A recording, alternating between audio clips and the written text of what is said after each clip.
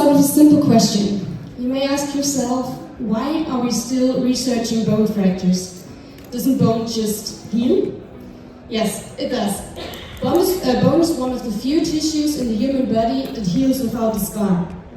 However, we still have a rate of up to 15% of cases of tibial fractures that don't heal properly. And that's a huge number.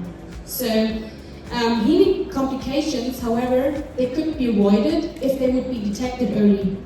But with conventional tools like X-ray, for example, this often comes too late. So here's the idea. Why don't we just simulate the healing process and predict if and when the fracture is going to heal? Well, actually, this idea is not so new. However, healing simulations have not been validated so far, and they also have not been applied to subject-specific models. So this is what my thesis was about. I validated a fracture healing simulation algorithm against in vivo sensor data. So basically, I used a data set of a preclinical sheep study where osteotomies were performed, then fixed with implants and equipped with sensors that objectively measured healing in vivo. I then built subject-specific FE models from CT scans right after the surgery.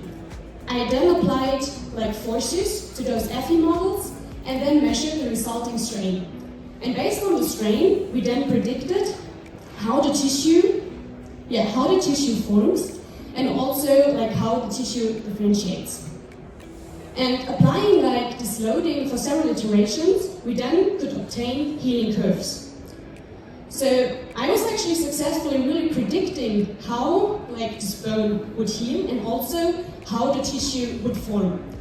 But moreover, and actually this is the key outcome of this thesis, I was able to differentiate between the different healing scenarios. So you can see here, for example, that in case of the non-union, really the callus tissue was predicted to not bridge. And now comparing this to the in vivo sensor data, we could really confirm that this non-union was actually a non-union case in vivo too.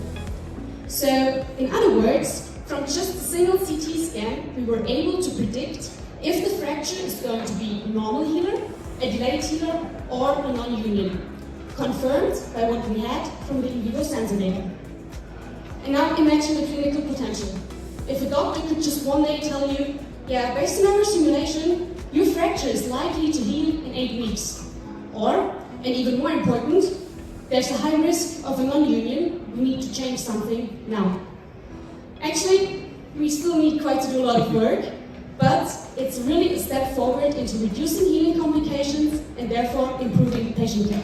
Thank you.